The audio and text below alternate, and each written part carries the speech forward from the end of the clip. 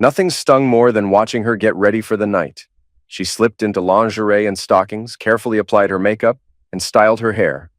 Then, she put on a dress I had never seen before, paired with high heels that completed an unfamiliar look. A wave of betrayal, jealousy, and anger hit me.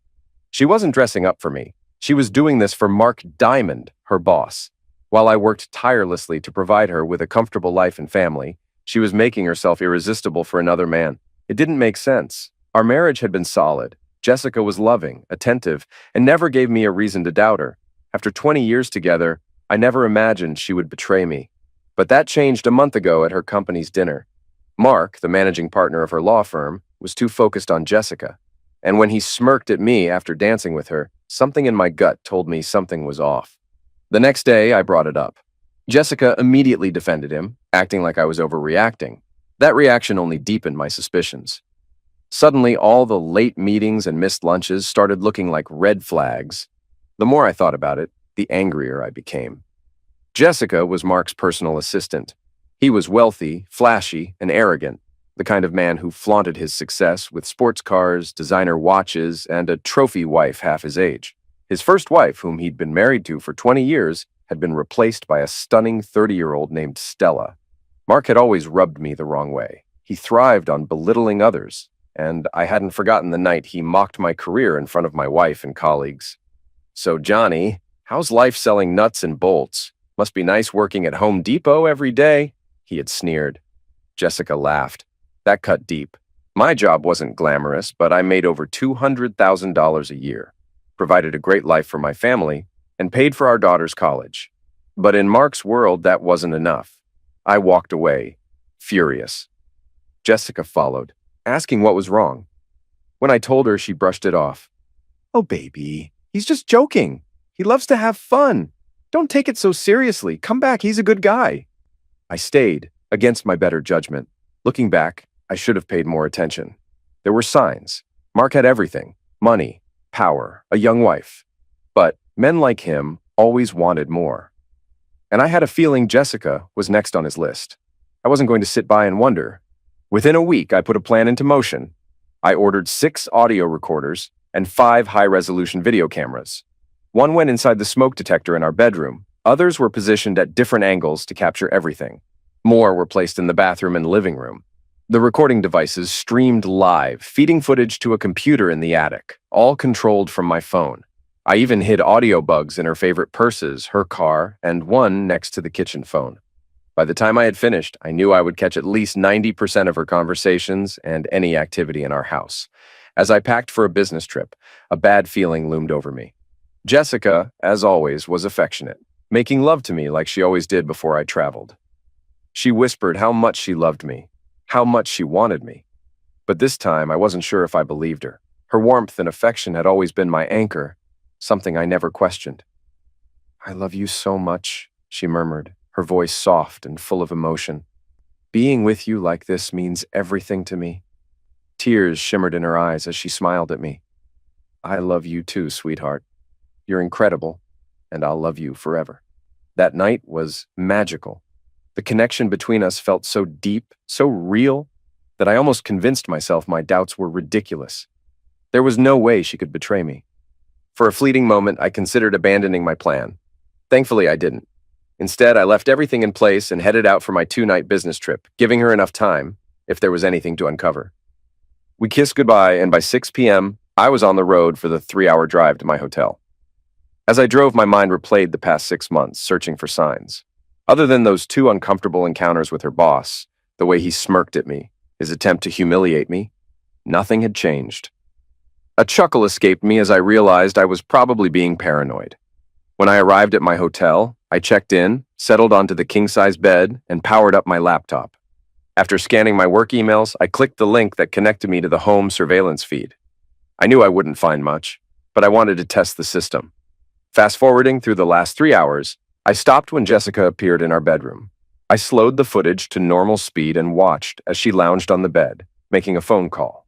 At first, I was just admiring her, but then I heard the conversation, one I never expected.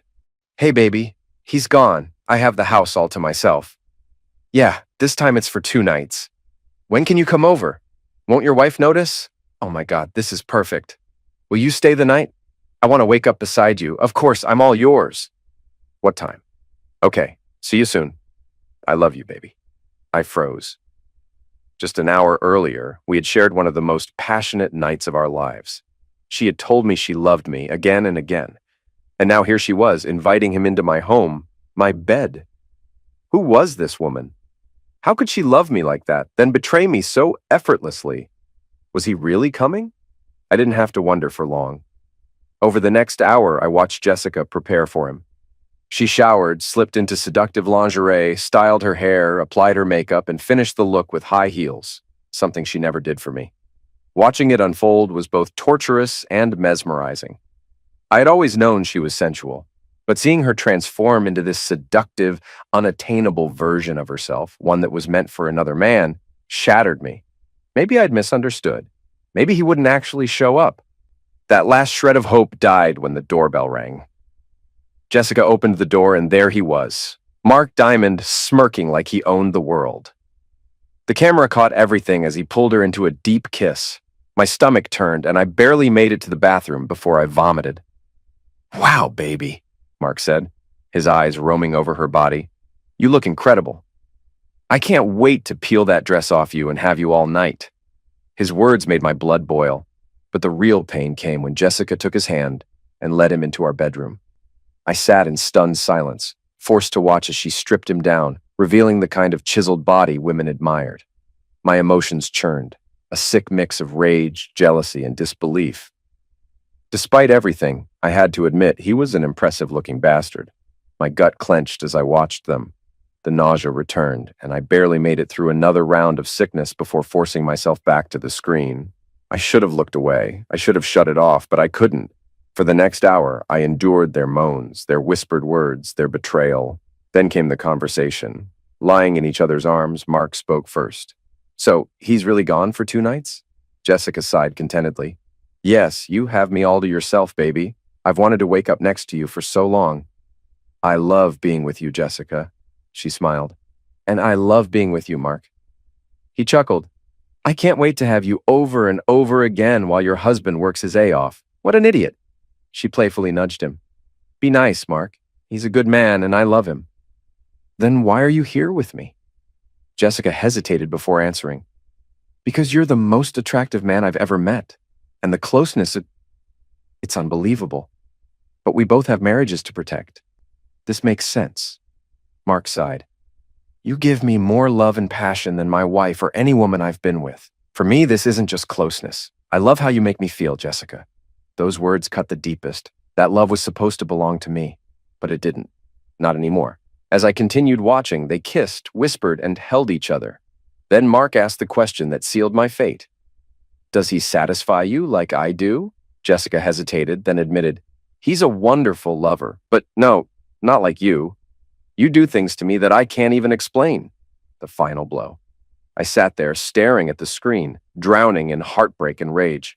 I reached for the laptop and slammed it shut. I couldn't listen anymore. Hours passed as I lay in bed, unable to sleep, consumed by anger, grief, and the sharp sting of betrayal. One thing was clear. This wouldn't end without pain, and I would make sure I wasn't the only one suffering. When I got back home, everything seemed normal. Love, warmth, and familiarity, like nothing had ever happened. Jessica welcomed me with open arms, showering me with kisses and affection. She acted exactly as she always had, as if there was no dark secret lurking beneath the surface. But for me, everything had changed. Instead of love, all I felt was disgust. Her touch made my skin crawl, and I recoiled internally at her kiss. Still, I played my role perfectly, acting as though nothing was amiss. I gathered every piece of footage and audio I'd collected, stored multiple copies in the cloud, and locked everything behind encrypted files on my computer. For the next 2 weeks, I made sure to keep Jessica occupied. I monopolized her time, never giving her a free moment to sneak away for stolen encounters or secret rendezvous. I controlled our schedule so completely that she barely had time to breathe, let alone cheat. Eventually, her frustration became obvious. Then, one morning, I caught her conversation while she was driving to work. "When is he going out of town again?" "I don't know, but I'll find out," she replied. "It needs to be soon, babe." That was all I needed to hear. It confirmed everything. I decided to stage another trip, a short one, just to see if he would take the bait. Everything was falling into place. That same evening, as we lounged on the couch watching a movie, Jessica casually asked, "Baby, when's your next work trip?" I felt my blood boil, but I forced a smile and answered playfully, "Why? Trying to get rid of me? You wouldn't happen to have a secret lover who visits when I'm away, would you?" She didn't flinch, didn't miss a beat. "Don't be ridiculous. I love having you home. I just hope you won't have to leave again anytime soon." "Sorry, sweetheart, but work still requires me to travel. I actually have an overnight meeting next Tuesday. I'll be back sometime Wednesday." She sighed, pretending to be disappointed. "I hate when you're gone. I miss you so much when you travel." Then she slid into my lap, wrapping her arms around me, kissing me deeply. She poured love into that kiss, the same love she gave to another man. It took everything in me not to push her away. Instead, I played along, knowing that soon my plan would be set into motion. Tuesday arrived. I packed my bag, kissed Jessica goodbye, and we shared one final night together, the last time we would ever be intimate. She kissed me like she always had, but this time I wondered if she noticed the sadness in my eyes. For a fleeting moment, her expression shifted, but whatever she was thinking, she said nothing. Instead of leaving town, I drove to my office and parked my car. It wasn't unusual for me to work late, so no one questioned my presence when I returned to my desk. By 7:30 p.m., my surveillance camera alerted me. Mark had arrived. He strolled into my home as if he belonged there, pulling my wife into his arms and kissing her with an intimacy that should have been reserved for me. Showtime. I disabled the video feed from my phone and placed my cell in a drawer. No GPS, no digital trail. Slipping out of the office unnoticed, I retrieved a collapsible electric bike from my trunk. Silent and efficient, it could hit 30 miles per hour and cover 50 miles on a single charge. I pulled up my hood, checked my surroundings, and took off. The bike allowed me to move undetected. Within 20 minutes, I reached my house, slipping into the backyard where I had left the sliding door unlocked. I stepped inside, heart pounding, ears straining for any sound. Upstairs, I could hear them. I grabbed the aluminum bat I had hidden in the closet and retrieved the short-barreled rifle I had stored outside the bedroom. With the bat gripped tightly in my hands, I crept toward the door. They were too lost in their own pleasure to notice my presence. The candles flickered, casting soft light over the room as I stepped inside. Jessica didn't sense a thing. Mark never saw me coming. The bat connected with a solid impact, and Mark lost his balance, his sturdy frame landing on the floor with a muffled thud. I reached for the object I had set aside and switched on the lights. Jessica gasped, her eyes wide with shock as she scrambled backward, her entire body frozen in fear. "Oh my God, no! This can't be happening! Why are you here? You were supposed to be gone!" I fixed my gaze on her, my voice cold and controlled. "The real question is, why is another man in my bed?" Mark, still dazed, let out a groan, clutching his head where he had been hit. Slowly, he propped himself up against the wall, his face twisting from confusion to panic as he realized the situation he was in. "Jesus, that hurts," he muttered. "What the hell is wrong with you?" "You really need to ask that?" I snapped. "You sneak into my house, sleep with my wife in my bed, and expect me to just let it slide?" He swallowed hard, glancing nervously at the tool. "What are you going to do?" I smirked. "Oh, what's wrong, big guy? You scared?" Jessica was still in shock, her face pale. Mark, however, was now fully alert, his muscles tense as he assessed the situation. "I know everything," I continued. "Every secret phone call, every meeting, every disgusting little betrayal, and now you get to pay for it." Mark's breathing quickened. "Listen, man, if you do something stupid, you're going to prison." I let out a low laugh. "Oh, I don't plan on going alone. If I go down, we all go down. How's that sound?" The fear in his eyes was almost satisfying. Jessica sobbed. "Please don't do this." "Why not?" I shot back. "Didn't think about the consequences while you were sneaking around, did you? I wasn't going to liquidate them." But they didn't need to know that. Watching them squirm, seeing them sweat under the weight of their choices, gave me a twisted sense of satisfaction. For the first time in weeks, I felt like I had the upper hand. Jessica was in tears, curled up in the sheets, desperately trying to cover herself. "Please, don't do anything reckless," she pleaded. "I love you, I swear I do. Just put that down and let's talk." With a smirk, I leveled the rifle in her direction. "Save it. This is exactly what you wanted. Excitement outside our marriage. Whatever happens tonight is on you." Both of them knew they were in deep trouble. They could see the rage in my eyes, and their only way out was to keep me calm. What they didn't know was that I had never planned to take a life. The rifle was loaded with custom rounds, 25% salt and 75% capsicum oleoresin, the same compound used in pepper spray. It wasn't lethal, but it would deliver an excruciating lesson, especially if aimed at the right spot. My goal wasn't to go to prison, it was to ensure they never forgot this night. Mark, now more alert after the hit to the head, decided to fight back. I was waiting for it. As soon as he lunged, leaving himself wide open, I fired. The blast was deafening, but his screams were even louder. He collapsed, writhing on the floor, clawing at his face as he gasped for breath. The burning sensation overwhelmed him, and the pain was unlike anything he had ever experienced. A few minutes later, as he sat hunched over, whimpering in agony, I stepped forward and kicked his leg to get his attention. Then, turning my gaze to Jessica, I laid out the rules. Listen up, both of you. Here's how this works. In a few minutes, I'm walking out of here, and you're going to take this idiot to the hospital before he loses too much blood. You won't call emergency. You'll drive him there yourselves. And when they ask what happened, you'll say you don't know. You'll make up a story, but under no circumstances will you mention me. If either of you even thinks about throwing my name into this mess, every piece of evidence I've collected, videos, photos, phone recordings, will be sent straight to his wife and his firm's partners. On top of that, I've created a website that'll go public, featuring 2 hours of your little escapades. I don't care what kind of ridiculous excuse you come up with, but my name stays out of it. And one more thing, Mark, you will not fire Jessica. She's going to need that paycheck once this divorce is finalized. If either of you comes after me, or if she doesn't accept the divorce terms, everything goes public. Understand? They were both silent. Jessica's tear-streaked face was pale, and Mark could barely breathe through the burning pain. Good. Now, get him to a doctor. I walked out the same way I came in, resetting the lock behind me.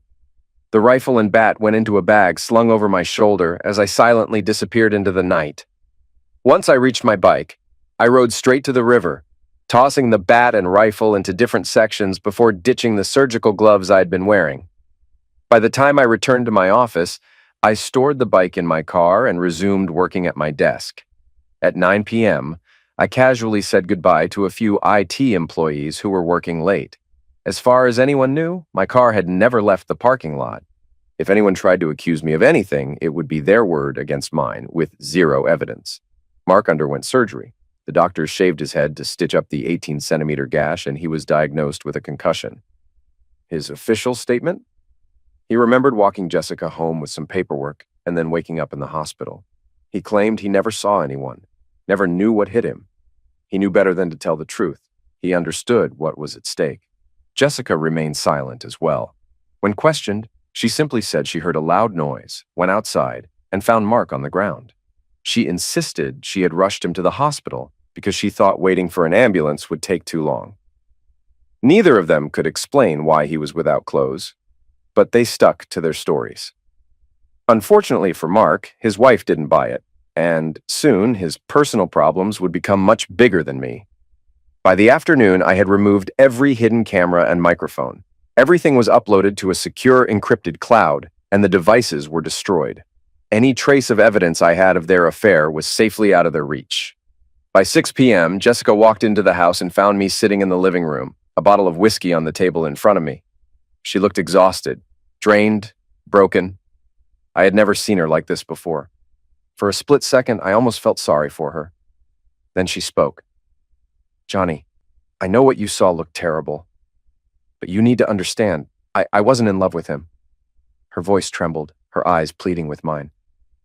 I know how it seemed, and I know what I said must have hurt you, but you know me. After being intimate, I crave connection. The things I said, those words, they weren't real. I only ever meant them for you. Tears welled in her eyes as she continued. Whenever you were away, I hated being alone. Mark was just there. He kept me company. And yes, things became physical, but it was never about love. It was just closeness. Please, Johnny, you have to believe me. I sat there stunned, unable to believe the excuse spilling from her lips. My mind raced, struggling to process how she could justify what she had done.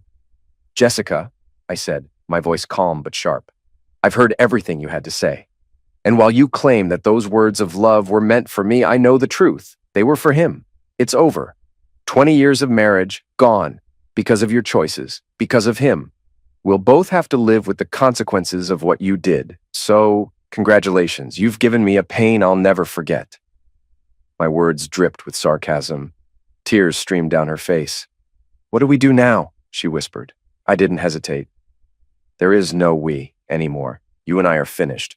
I'll never understand why you did this, and I'll have to live with that forever. Forgiveness isn't an option, but I'll keep my word. I won't expose your affair. Sarah and your parents will never know what you truly are. I'll let you decide how to explain the divorce, but don't you dare make me the villain. If you try, I promise I'll make sure everyone finds out exactly what kind of person you are.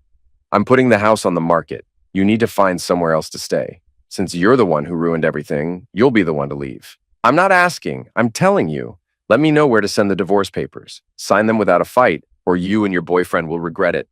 She buried her face in her hands, sobbing. He's not my boyfriend. I don't love him. Please, isn't there a way to fix this? I know I messed up. I know I hurt you, but I can't live without you. I'll do anything to make this right. Just don't leave me. I shook my head. Jessica, if this had been just physical, maybe, just maybe, we could have tried therapy or taken time apart. But it wasn't just that. You gave him something that was meant only for me. You told him things that made our love meaningless. Those words killed us. They killed everything I ever felt for you. No, I'll never forgive you. I'll never move past this. And once this divorce is finalized, you'll be out of my life forever. She begged for hours, but by morning, she was gone. She moved in with her parents while the house was being sold. That week, the police questioned me, trying to connect me to the incident with Mark. I hired a lawyer, and we shut them down. Unless you have proof, my attorney told them, my client has nothing more to say. With no evidence, no charges, and my rock-solid alibi, they had no choice but to let it go. The official report labeled it a burglary gone wrong. Jessica and her family called constantly, pleading with me to reconsider. She loves you, they said. She's sorry. Please, at least talk to her. Try counseling. Find a way to fix things. I ignored every call. When they showed up at my door, I didn't answer. Eventually, I changed my number. From that moment on, I never spoke to any of them again. Yes, the loss was unbearable. Every day apart from her was torture. But the memory of what she did, of how she gave her love to another man, was something I could never get past. Jessica's life crumbled. At 42, she was alone, living in a tiny one-bedroom apartment, surviving on her salary. The comfortable life she once had was gone. Worse, Sarah and the rest of her family had figured out the truth. They were furious, placing all the blame on her. Her daughter no longer saw her the same way. Her parents were ashamed. Jessica had lost everything. And as for Mark, he had no intention of sticking around. At work, he distanced himself, refusing to acknowledge her beyond what was necessary. His frustration over the fallout from their affair turned into resentment, and soon he pushed her out of his department entirely. Though she kept the same salary, she was reassigned to a mundane administrative role. The prestigious position she once had was gone. Rumors swirled. People whispered behind her back, calling her just another one of Mark's discarded flings. She was no longer respected. With a job she hated, no chance of career growth, no husband, no friends, and no family willing to defend her, Jessica spiraled into depression. She cried herself to sleep night after night, consumed by regret. Every day was a painful reminder of what she had thrown away. Sarah tried to be there for her mother, but the damage was done. She watched Jessica waste away, barely eating, drinking too much, losing weight. No matter how much Sarah tried to help, Jessica refused to pull herself together. "What's the point?" she would say. "Without Johnny, nothing matters." Desperate, Sarah reached out to me for advice. I told her I was sorry for what she was going through, but I made it clear. I would never forgive Jessica, and I would never speak to her again. Meanwhile, Mark's world wasn't faring much better. His wife Stella wasn't one to forgive and forget. She made his life a living nightmare. He was forced into one of the guest rooms, humiliated and constantly reminded of his mistake. She took control, dictating every aspect of their marriage. Then she started dating younger men, right in front of him. But she never left. She stayed, keeping up appearances for his career, making sure he paid every bill, while she lived her life however she pleased. Mark had lost everything. He had money, sure, but he would never again know the love of a woman who truly cared for him. His infidelity had cost him more than he ever expected, and no matter how much he wanted revenge, No matter how badly he burned with anger toward me, there was nothing he could do. Because in the end, I had already won. That year, an unexpected attack nearly cost me my life. I was out for drinks with my colleagues when a group of men ambushed me outside the bar. They didn't hold back, landing brutal blows until my coworkers rushed out to intervene. By the time the police arrived, my assailants had disappeared into the night. I ended up in the hospital with fractured ribs and 20 stitches. Lying in that hospital bed, I had no doubt who was behind it. Mark had finally made his move. If my friends hadn't been there, I might not have survived. But I wasn't surprised. I had been expecting this. 6 weeks later, after I had healed enough to move without wincing, I made a call to his office. "Mr. Diamond, please," I said to the receptionist. "He's in a meeting. Can I take a message?"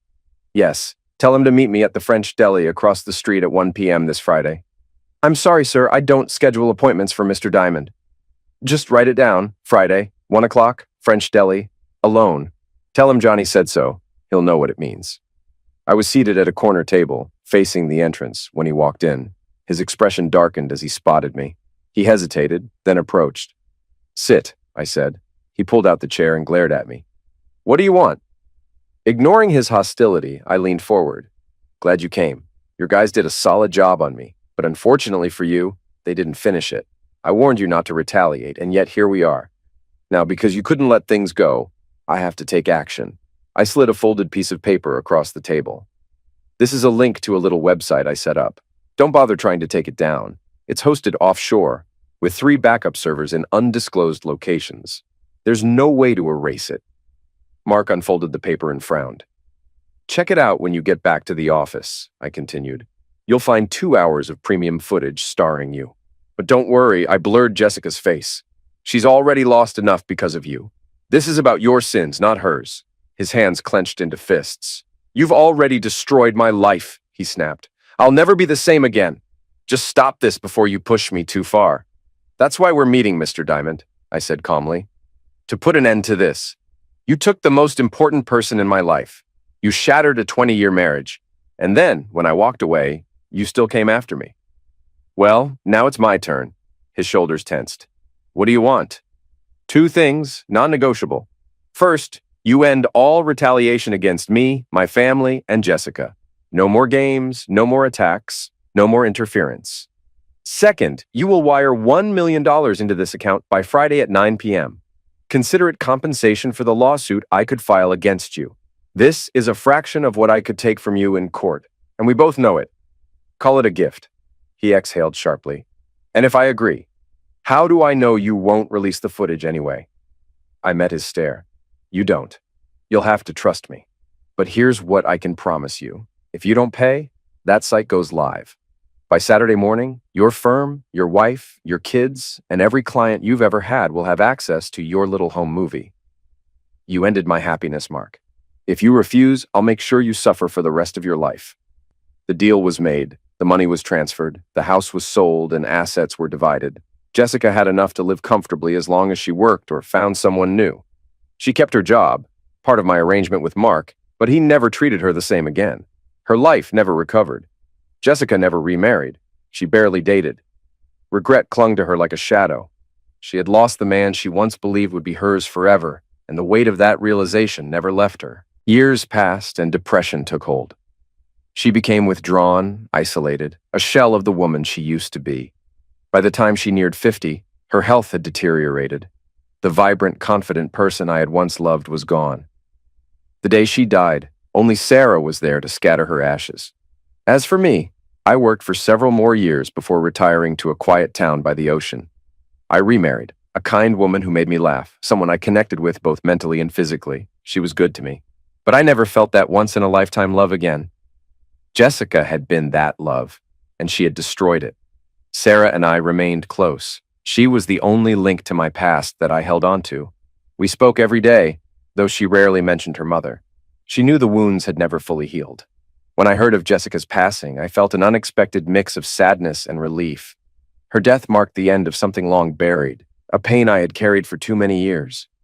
And though I mourned the woman she used to be, I finally felt free.